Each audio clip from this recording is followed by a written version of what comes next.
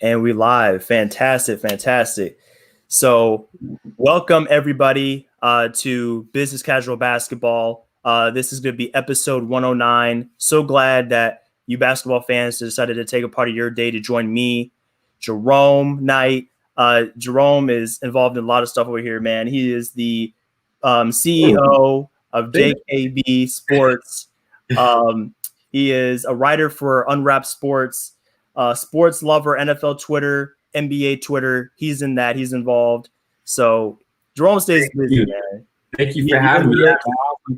During these days, as hard as it is to stay busy, man, you got to find a way to stay busy. So absolutely, bro. Appreciate you for having me, though, for real. Yes, sir. Anytime, man. So before we get started, guys, just make sure to visit mybookie.ag today. We got your promo code USN100, 100% sign up bonus. So if you guys want to get in on that, make some easy money. Get it rolling over there. Feel free to do that. A lot of guys in Unwrapped can vouch for that platform, and they know how it all works, so they can definitely get you involved and get rolling here. It's the best time now. NFL's just starting, so it's the best time to start, right? Perfect. We're in the sweet spot, man. We got the start of NFL tonight. Getting the ball rolling on that. NBA playoffs in full swing. We're right around the corner from the conference finals in both conferences. I mean, this is prime time, man. This is where you make the big bucks right here. Buddy time. But Jerome, man, it's time to get in depth with what we got going in the NBA playoffs. So as we all know, we had an epic second round series with Miami, Milwaukee, only went 5 games. And those people that are on Twitter saying Heat in 6, man, they're looking pretty good right now. Like, I did not even have Miami winning the series, and I'm a Heat fan. For real? You took Bucks? You had Bucks? I took the Bucks. I had them in 6. I was trying to be a realist, man. I didn't want to get caught up in the sauce and the bias and stuff. I wanted to keep it even keeled. So I gave Milwaukee the benefit of the doubt, and it went the other way. Which, I mean, if you really think about it, it's a win-win. Because I picked the Bucks, and they lost, but my guys moved on. So I guess I ended up making out either way. It's all good. Yeah. You don't lose. Exactly. I came out on top. Yeah. But specifically, man, what I want to discuss from the series is Giannis in particular, and specifically his future, because Giannis is one of the faces of our league, and everybody is taking a microscope to his career right now, his game. What he's lacking in his game. He's taking a lot of shots here on all airwaves, on Twitter. Heavy is the head that wears the crown, man. I mean, and he did that too. He wants to put the crown on. So exactly. And do you feel like if he had the crown that he was decrowned after how this series unfolded? Honestly, for me personally, like I actually just went on my podcast and said this yesterday. I'm one of the people that think Giannis is a bit overrated. I think, and just off the crown comment, you're saying that like the accolades are excellent, the MVPs, and almost likely to be the 2-time MVP, but the performance doesn't follow the accolades. Defensive Player of the Year, the MVPs, the All NBA first teams, like All-Star team captain, like those are not really matching up, right? Exactly. So when it comes to me and thinking about Giannis' performance and his future, I just think, he had a lot to think about. You know what I mean? The team is kind of strapped. You have players talking about retirement here. You know what I'm saying? Team didn't really perform. Players around Giannis didn't perform. Giannis didn't perform. He shows that he's extremely flawed. He has a lot to his game. So the crown comment, I think he's been decrowned. I never crowned him personally. Same. But yeah, the crown essentially, for that performance, the crown's off. Yeah, man. And I think the biggest issue, like I went on Twitter earlier and I just basically said that he's catching a lot of flack right now. He does deserve some criticism, but I think it's a little bit overblown because he was fantastic. You go back and look at his averages. I mean, 27-14, still about 50% shooting from the field. The guy was still lighting it up, right? It's not like he just dropped a dud every game. My issue with him, or where he came up short, was the closing minutes, because everything was close in that series, 1 through 5. They all came down to the last maybe minute, within 5 points either way. Time. And the big stat I want to highlight for him is his free throw percentage in fourth quarters. So I went down to Basketball Reference. I narrowed it down to fourth quarters, or actually I think it was NBA.com. 41% free throw shooting in fourth quarters. Like, there's no way you can be wearing a crown, shooting like not under 60, not under 50, but like almost under 40. Yeah. You know what I'm saying? Like there's no way, because we're talking about people who, well, King James has a crown, all the top players. You can go top 5, top 10. Nobody in that range that I can think of has dropped that significantly in shooting percentage. Right? In clutch moments, especially where the game's getting tight, they're going to want to foul. And I haven't really seen teams bring out the hack-a-shack that kind of was like almost like it feels like a thing of the past, almost like I haven't really seen that strategy in a while because of the penalties that come along with that now. Right, you know what I'm saying? And now it comes to the cost, but it's almost like, is that something that's going to be used against me in the future? Also, are the lesser skilled teams might do that, because obviously in the bubble it's only the top teams, right? So it's kind of like, okay, the whole team, and I'm not going to kill Giannis, but the whole team struggled since they got to the bubble. True. From the play-in games till the playoffs. So what do you think that is? Do you think they just lost that momentum they had going during the regular season, and then that break kind of messed with their minds a little bit? Like, it could be both, because like at the same time, like when you're hooping and you're a hooper, you kind of want to stay in a routine, you want to stay in your flow. So taking a week off or getting a break, that's one thing, to relax yourself, to like cool your body down, just to heal the bumps and bruises. But a 3-4 month hiatus where you heard Milk say, I haven't touched the basketball in months. And up until maybe the last game 5 and game 4, you could honestly believe it. And now you kind of think, like, did nobody on that team touch a ball? Like, did anybody? You know what I'm saying? Because the whole team I think they were 7-9 or something. I seen the record, and it was just like, yeah, man, they got some explaining to do, because they're looking like a regular season team to me. Yeah, every year, man, it's almost like a repeat of last year. Like, that's so much momentum going into the playoffs. Top record in the conference, one of the best records in the league. The best record. The best, right? See, they were on pace for winning 70 games this year. Before I remember that. Yeah. So it's kind of like you were on pace to win 70 games. Yep. And then that's how you go out. It's a tough way to go out, man. Yeah. And especially for Coach Bud, another guy who's taking a lot of flack right now. The big issue for him. What do you think about Coach Bud? How do you like Coach Bud? I'm not happy with him, man. It's like you go back and look at the minutes that he played Giannis. He didn't even hit 31 per game, 30.8 for the series. Yeah. That's your guy. That is your pillar. Yeah. And even though the Milwaukee performed very well in those, like the game and a half that Giannis missed with the ankle injury, there's still a different team with him on the court. Like, that's your MVP.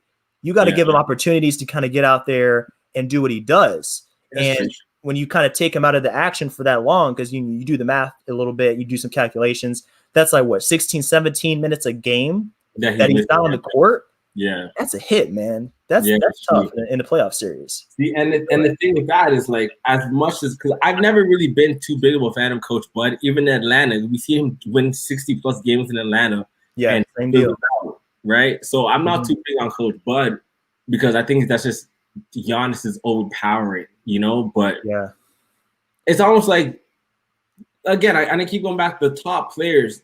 Kawhi, we all know he load manages, but when Kawhi's engaged, Kawhi's engaged. True. When LeBron's engaged, LeBron will play from the tip to the last, triple zeros on the clock in the fourth quarter. Play 48 if he has to. The game is winnable, you know what I mean? Like, you're not taking LeBron off the court. I think Giannis is at that stage where he definitely has the ability and the credibility to be like, Coach, I got to do what I got to do. The team's in dire need.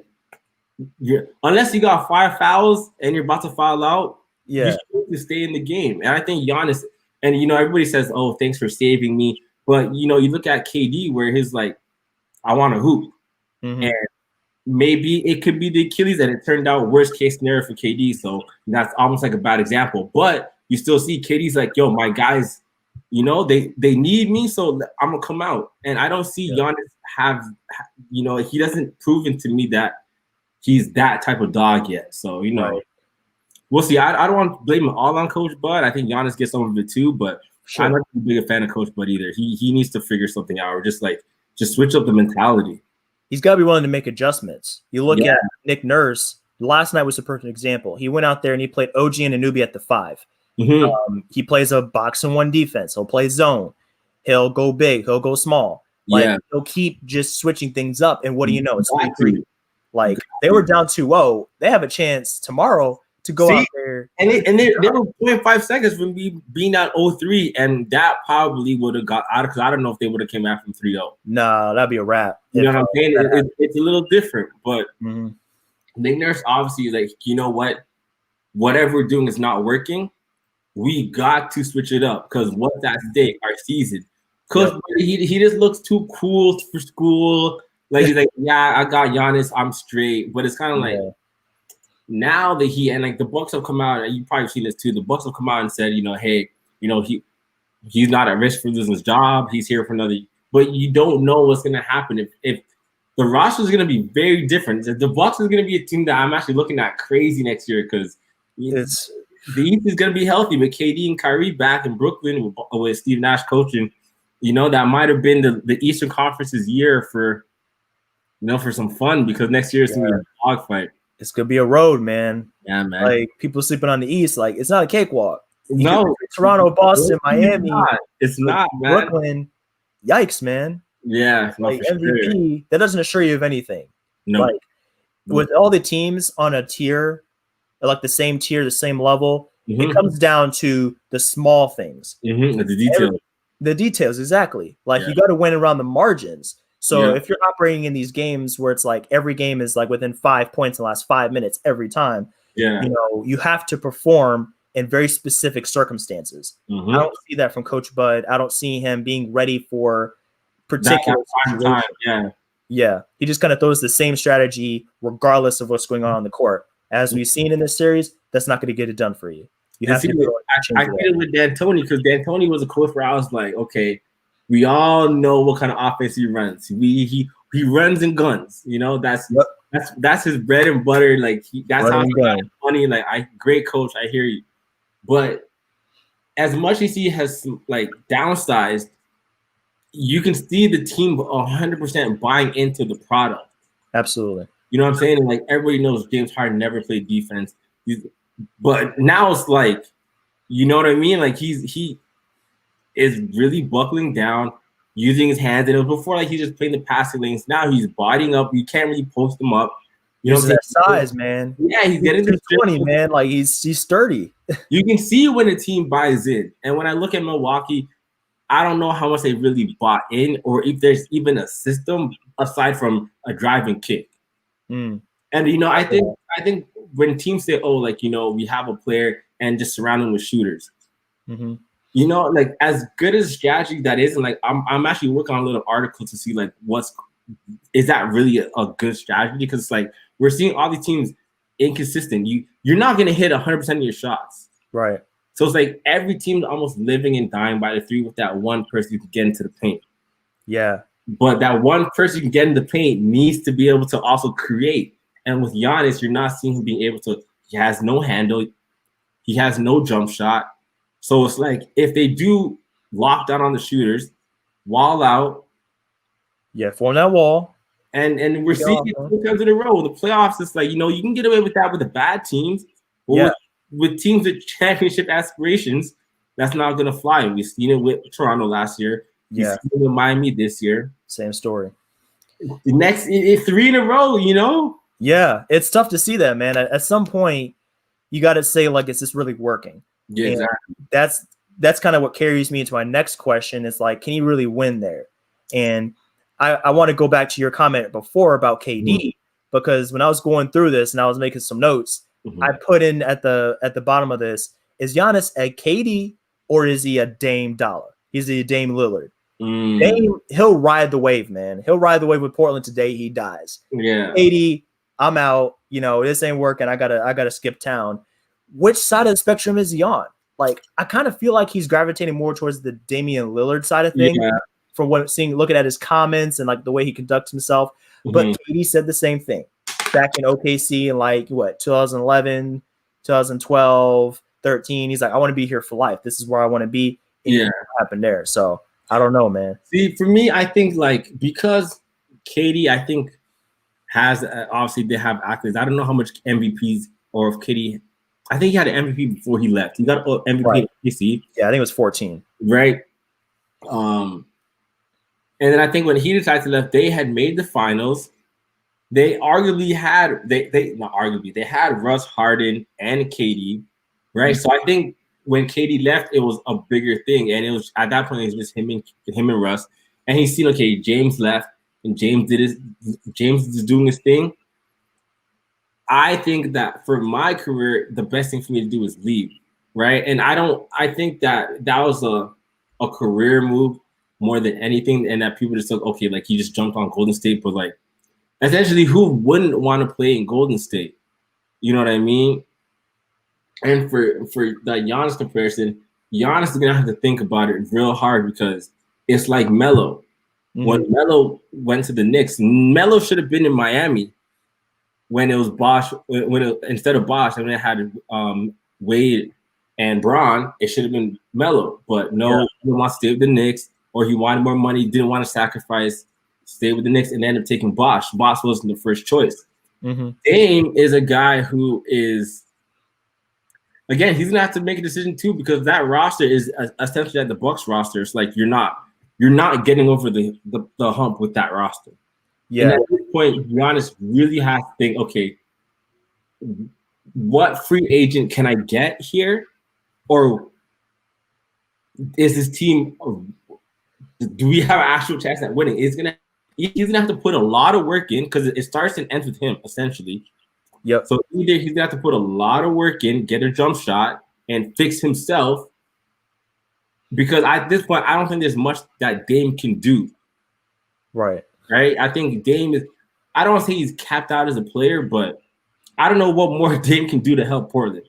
You saw his superhero act in the bubble, right? Where he's going out here throwing up 40 points 44 threes. Yeah, like it's nothing. Like I don't know what more Dame can do, but for Giannis, it's like there's so much more room for improvement.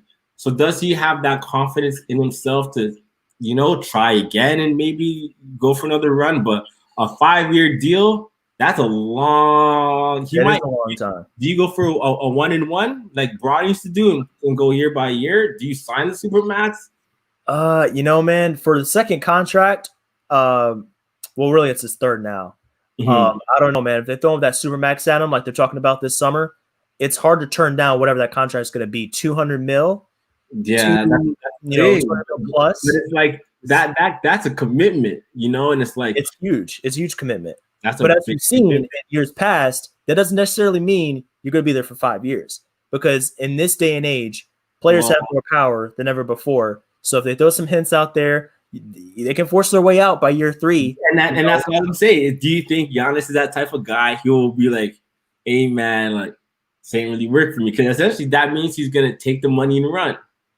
And then that's what paints the image of, okay, now you're a bad guy because you gave us the hope that you're going to be here. You signed a 5-year contract and you're leaving after 1. You're leaving after 2. Paul George got lucky because Paul George didn't really get that slack. Yeah, that's true. He had the max and left after a year. He did. He got off lucky. He did. But be honest, Giannis is way more in the spotlight than Paul George because of the accolades, right? Big time. The MVP. So, you get that kind of criticism. That's the thing. So can he take it? What's he gonna do? It all depends on what his heart wants and how much he thinks he can improve and how much he wants to improve and how much he improves. Because there's so much more for improvement. So we'll see. It'll be interesting to watch. It's self-evaluating. It is, man. And I'm not gonna like after the KD thing. Like I've vowed to myself, I'm never gonna convince myself that a guy's 100% gonna stay because it doesn't matter if it's Devin Booker, Karl Anthony Towns, Giannis. I don't care what they say. Mm-hmm. All it takes is one playoff series. All it takes is one mistake by management, and there could be a change of heart because the grass is always greener on the other side, man. It's crazy to see what people would do when the time comes. That's just in a general statement. What people do when the time comes is you really can't put nothing by nobody, especially for athletes when Yep. You want to put yourself in the best. I want the best for myself. There's no way I'm going to possibly sell myself short. Exactly. So why do I expect Giannis if he knows damn well that he can't win in Milwaukee? Why on earth do people? Why am I here? Nah, I don't want to be here. Yeah, so like people quit jobs. You know what I'm saying? People quit. So yeah, it'll be interesting to watch though. Yeah, for sure. And I'm thinking about moves they can make to improve that roster around Giannis. First guy that comes to mind, Eric Bledsoe. 2 years in a row. He shoots mid 35% in the regular season. Gets to the playoffs, he drops 10%. Like last year, he went to 24% from three. This year was 25%. At least he's consistent, right? Yeah. And I like Bledsoe. I like Bledsoe coming out of Kentucky. I like Bledsoe on the Clippers. I liked him on Phoenix. Like I was a fan of Bledsoe until he came to the Bucks. To be honest. Okay. And that's when I just became like, he's just another guy, because obviously in Phoenix he was, before Booker came, he was that guy, and when Booker came, it was him and Booker. Yeah. Now on Milwaukee, I think he's just totally out of. He's nothing more than someone that almost brings the ball up and plays defense. Like they treat him like a poor man's Rondo. I see that. I can see that. You know, it's like they took all of his, and obviously he still drives and kicks, but like again, this whole drive and kick thing is like how much. I wonder how much confidence Bledsoe has in himself, because I had a coach on my podcast, and he was like, it's really all about rhythm and confidence with ballers. You know what I'm saying? You could be. I'm not the best basketball player ever, like you know what I'm saying, but when I have people on my side, shoot that. You know what I'm saying? You don't think about, it's kind of like, oh my God, like if I miss, they're gonna tell me to sub off the court. That's where the mistake is made. You're in your own head. It's downhill. Well, I wonder how much confidence they're instilling in Bledsoe, how much free reign they let him have, and I think that if he is to get traded, because his contract's a bit big, he can't really do much with the contract in the team wise, but. I wouldn't be surprised if Bledsoe does get traded and he does go to a new situation, and you know what I mean? It's like, oh, where was that? Same with Chris Paul. People really thought Chris Paul was garbage all of a sudden. It's kind of like give Chris Paul some reign, and you know what I mean? And I'm not saying Eric Bledsoe's Chris Paul at all. Yeah. But you know what I mean? Yeah, I know exactly what you mean, man. It's all about your situation. Because a guy can look like garbage, like you said, at one team. You switch up the circumstances around him, switch the system, switch the coaching. They look like a new player. Jimmy Butler, man. You put him where he wants to be. Put him with some dogs, and you know what I mean. And now look at him. No trouble with the coaches anymore. No butting heads. None of that. It's all out the window. It's all love, man. And Coach Bud, I don't know what's Coach Bud doing. I'm not sure. Yeah, I'm not sure, man. But I mean, they have some options. Bledsoe's definitely a trade piece. Yeah, they have some salary they can throw in, like Ilyasova. I mean, Marvin retired, so they can't really do anything with him anymore. Might retire. I know he's right now. I think I read that he was going to take some time to think about the decision, but yeah. Hey, shout out to Marvin. They're also going to look very different next year. I'm telling you, they're not going to be on pace to win those 70 games this year. That's for damn sure. Yeah. I feel that, man. A lot has to go right. Like it's a convergence of just some great things happening for you to get to that milestone. So I totally feel that, man. Yeah, man.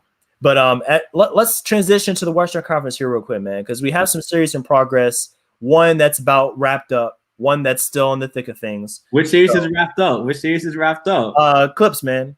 Clips took that last night. Yeah. It's over. Kawhi ain't gonna let him lose 3-1. Kawhi's a closer, man. He's no Giannis. He gonna close the deal. That shit is over. So why don't we start with them, man? Clips are in town. They have the opportunity to close it out next game. Yeah.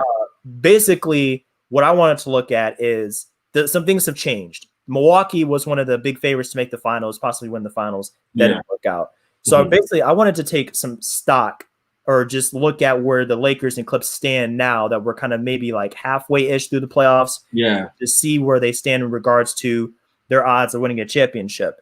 So for the Clippers specifically, I still have them winning it all because you look at the supporting cast, they do some great things for you. You got a guy like Lou Williams or Marcus Morris when he's not slapping people upside the head, getting ejected.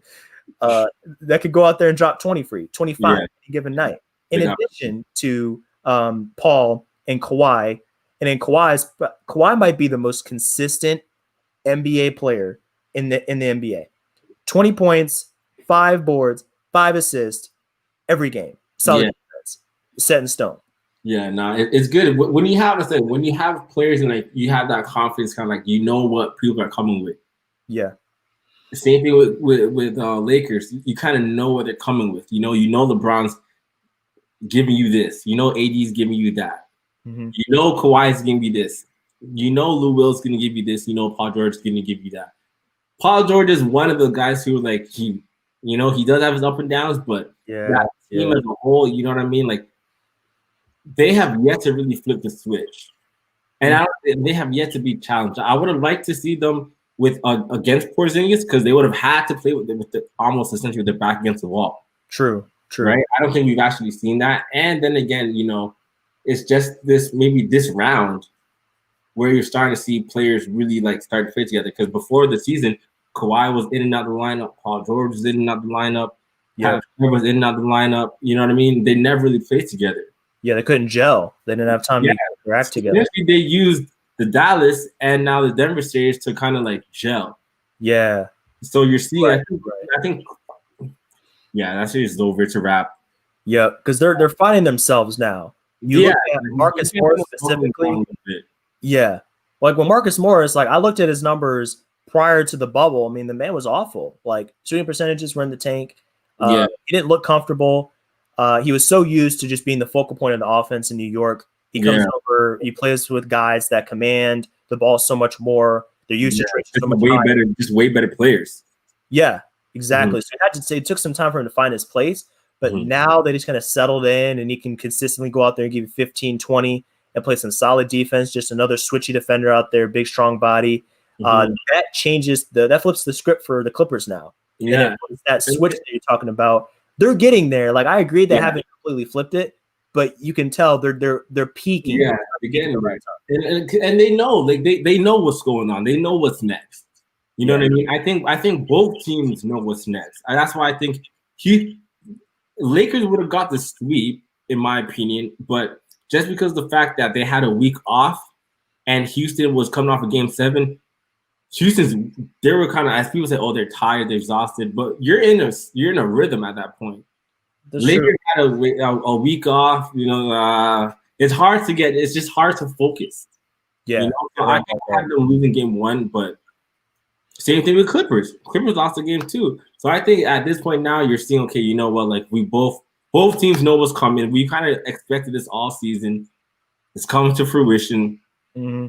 And Marcus Morris is a player that's going to have to play big minutes. Right. And I think that you're seeing that even with Rondo coming back, Rondo's going to be a guy who's going to have to play big minutes next series. Kuzma, I think you're going to start to see them trying to ramp up Kuzma's play too, because Kuzma's Clippers is going to be a smaller series. Aside from Zubac, JaVale might play a little bit more, Dwight might play a little bit more, but I think it'll still be a smaller series. I can see that. And then I think you're going to see both teams start to go at it, but I think both teams starting to buckle down and prepare for, the inevitable, which is Clippers, Lakers, West Finals. True. So with Rondo specifically, this playoff Rondo, man, I mean, this is something we've seen. We saw it in New Orleans. We saw it in Chicago when the Bulls were, what was it? When they were up on. That's probably my favorite playoff Rondo when he went against Boston that series. Yeah. I'm still upset, man, that he got hurt in that series. Like he broke his finger or something. Yeah. Because you never know. They were whooping. They had about the ropes, man. Like, they had Boston like in trouble for real. Yeah, no, they did for real. Yeah, it got cut short, but he's got another opportunity to go out there.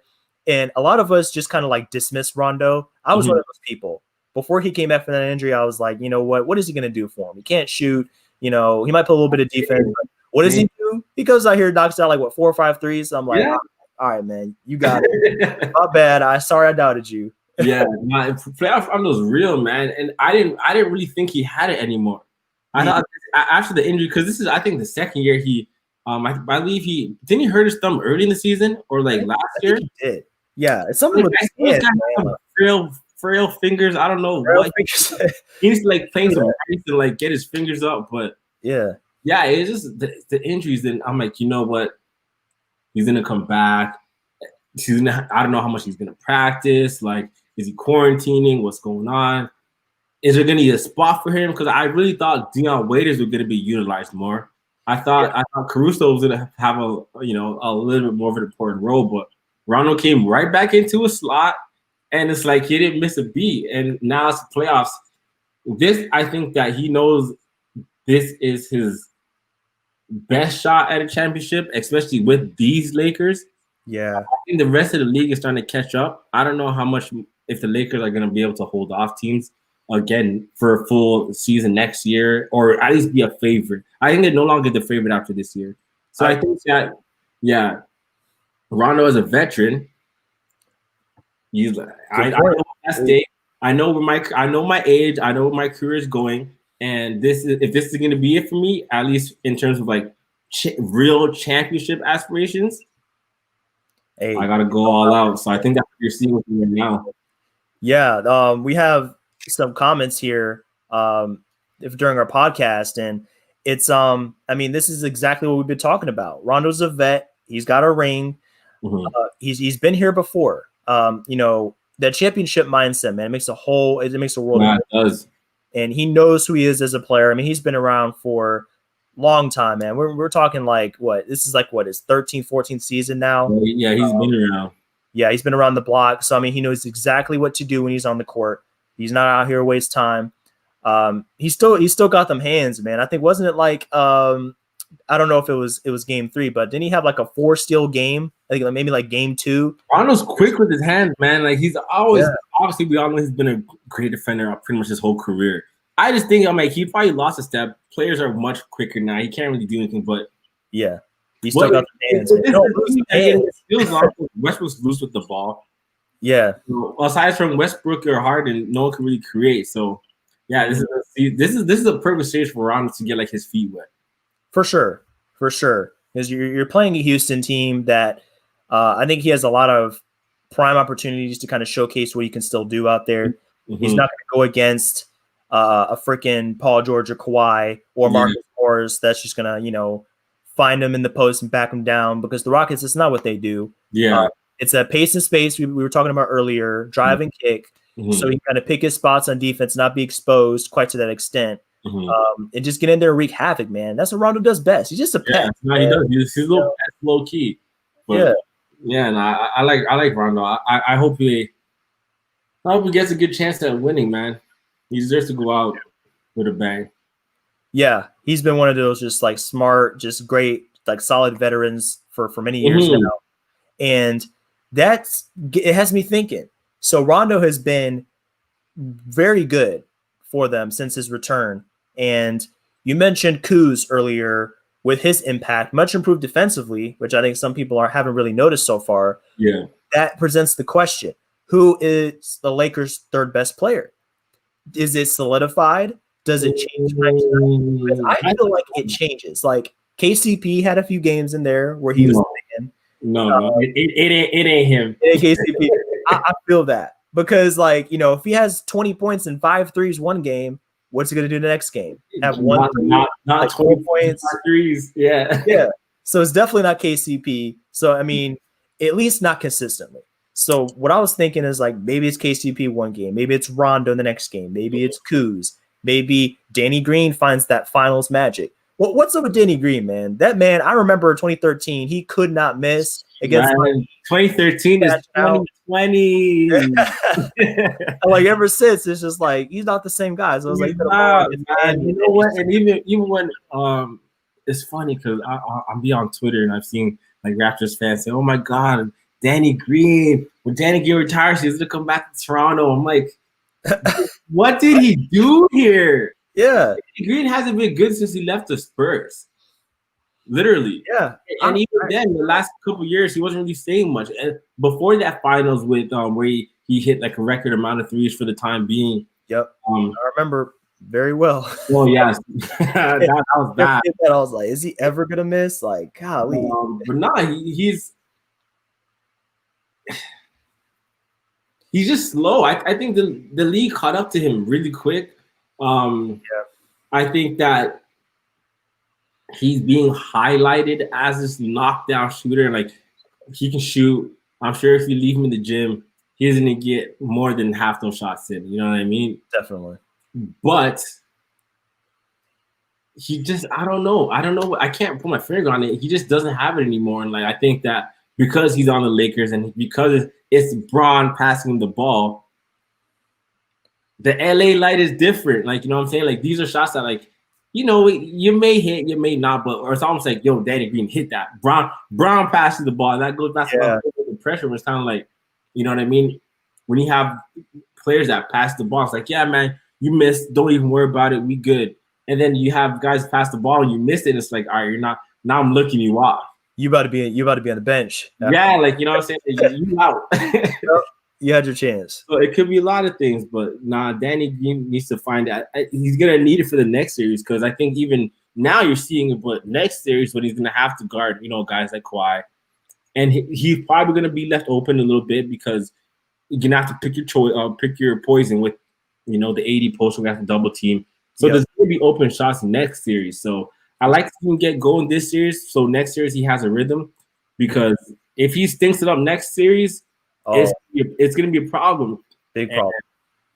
You know what I mean? You don't want to – if they lose because of Danny Green's lack of shooting like this been, you know, they can get away with it for now, but there's going to come a time where you can't sacrifice it. For sure, man. And, of course, LeBron's going to be there. We know what to expect from him. AD. This is AD's time to shine. He had that video on point last game. It's fallen for him.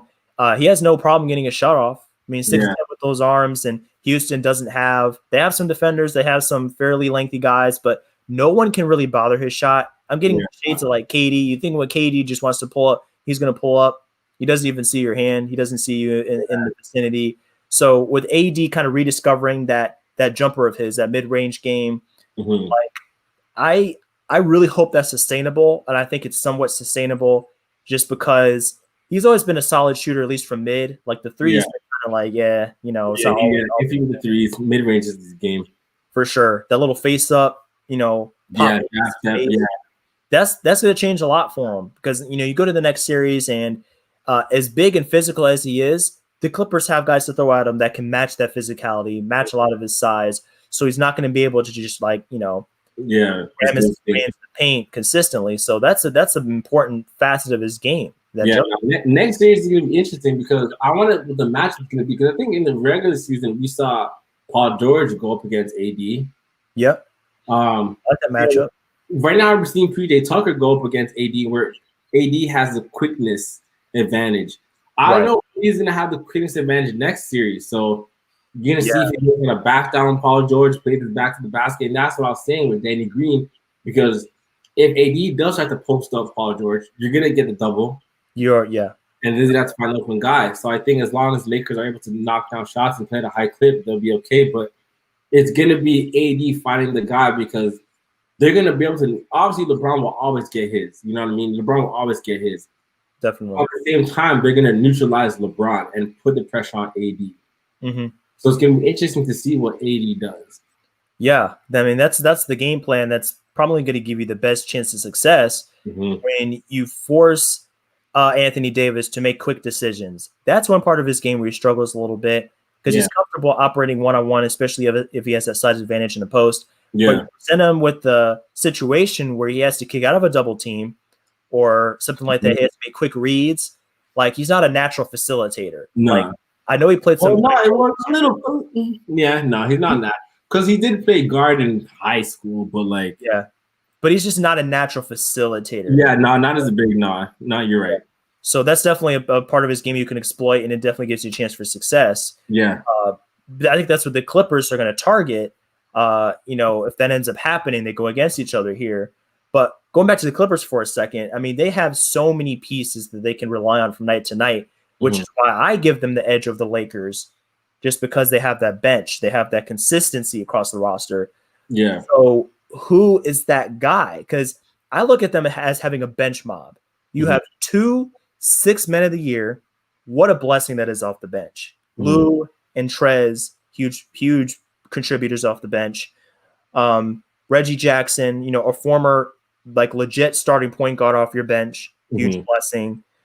Shamit, could be a knockdown shooter at times. Who is the biggest X factor there? Is it Lou? Is it a Reggie Jackson? See, who's gonna be that guy for him? I'm gonna take the difficult route because the easy answer would be Lou Will or Harold. That's kind of but Lou Will is gonna obviously be. He's gonna have to make his offense counteract the defense because every time he's on the court, they're going at him. Yep. So I'll leave Lou Will aside. Okay.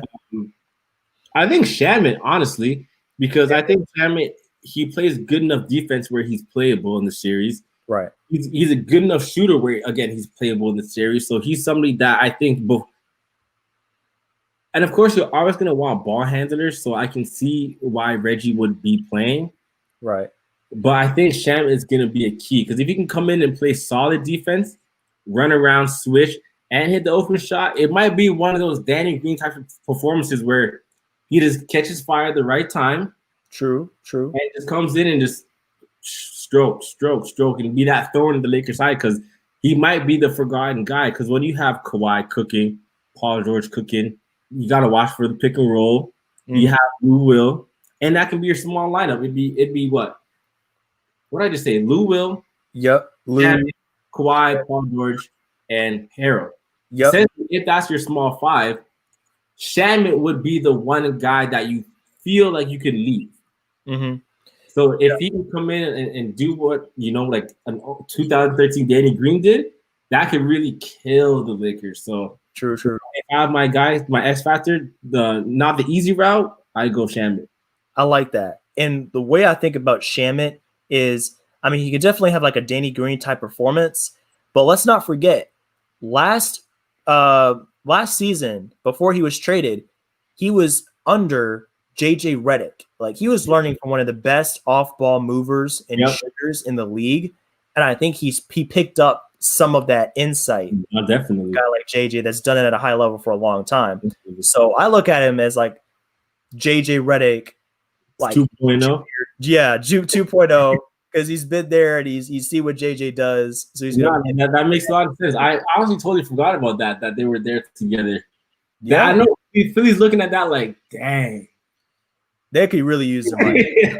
That trade really backfired for him. Yeah, that came back bad.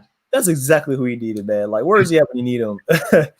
But I'm with you on that X factor, man. Yeah, man. That can come in and really kick the Lakers' ass. He really could. Like, he's definitely an underappreciated, unheralded player just because of the team that he's on. He's not going to get that spotlight. So I can definitely see that. And I don't know what his contract situation is like. I know he's maybe second or third year in the league.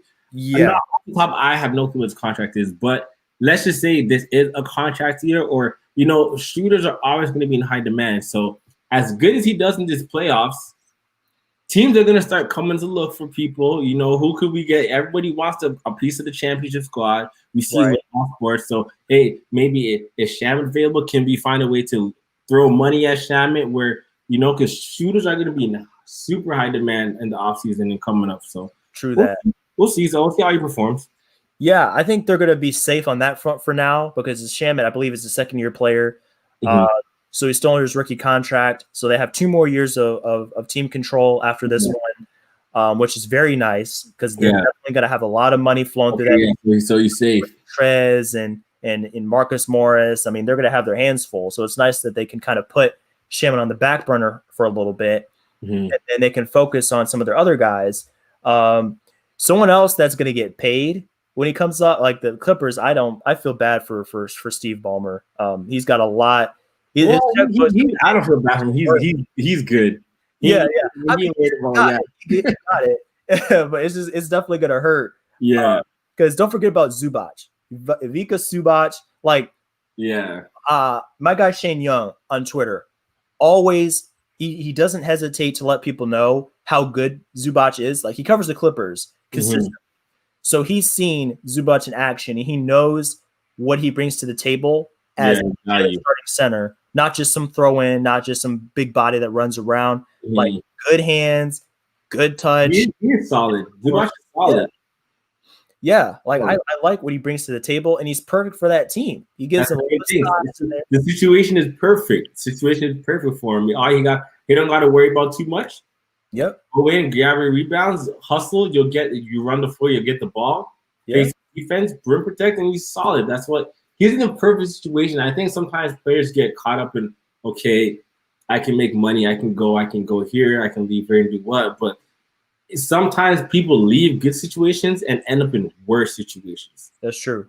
So this is a situation where he fits perfect. He's respected it. I'm sure they respect him on the team. I'm sure they let him know how much he's necessary and how much he's needed. No doubt. You know what I mean? Yeah, Zubac is a guy. He doesn't get the credit. Casuals wouldn't know him. He's not a household name, but when you watch it and you watch a game of basketball at a high level, you know what I mean. You know the little things that he does and that players do that is necessary for team wins. True that. A tip here, you rebound there, a block here. Really good protector. I like how he brings that aspect to the team, because a lot of people say, if you go around Twitter or you look at these shows, they're like, what is the Clippers' weakness? They don't have a rim protector. Oh, hold on a second. Zubac, field goal percentage a lot at the rim. I don't have the exact number, but it's pretty good. It's pretty low. Like, you're not just going to get layups over this guy. Like, everybody likes the block to the third row.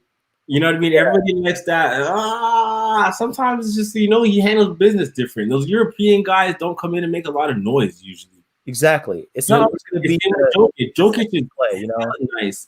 We're not going to see Jokic really have that. And like, I kind of dissed him because I'm like, yeah, is he a dog? Does he really want it? He doesn't have that mannerism where he's really hyper excited.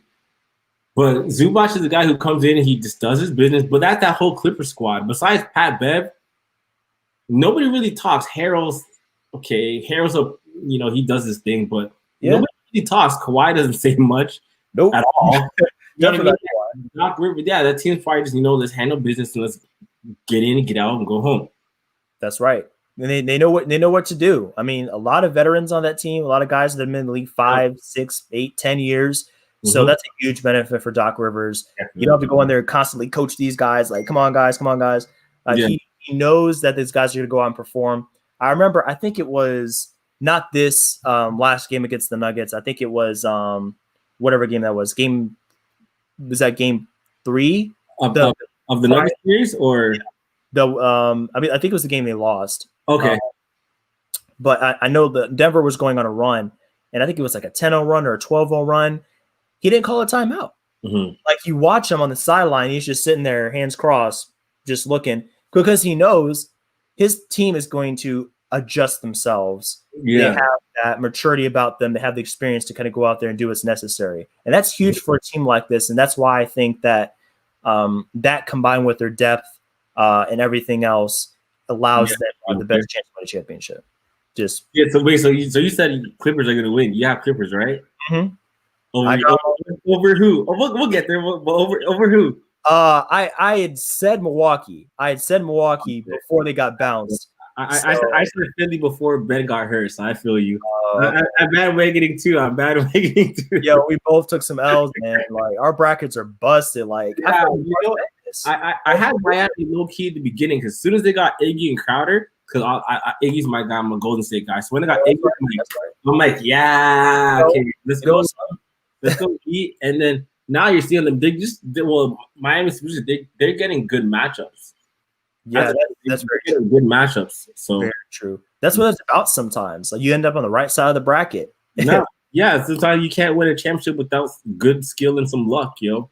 Luck is a part of every run, man. That's so true.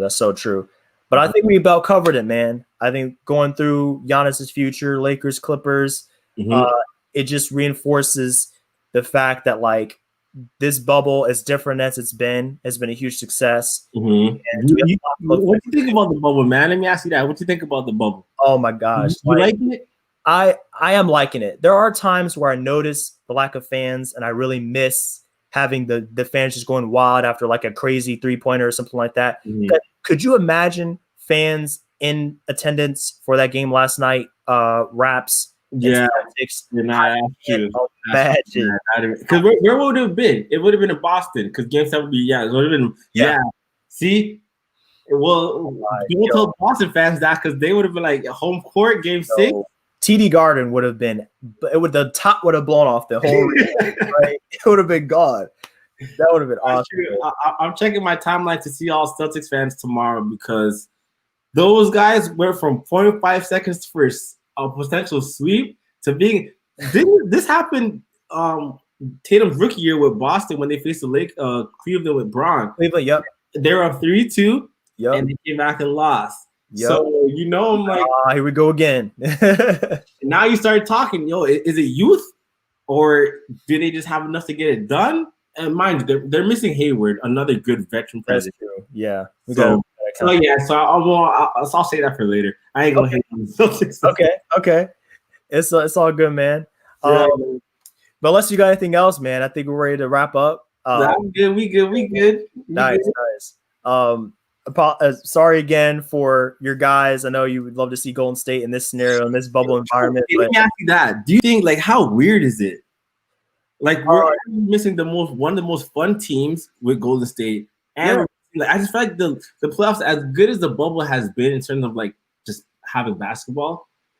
Like, I miss seeing KD play. I miss seeing Kyrie play, and I'm like a Kyrie fan. I miss seeing Golden State because I can't wait till next season. People really thought this season, and before obviously COVID hit, this season at the beginning was supposed to be like the best season ever. No more super teams.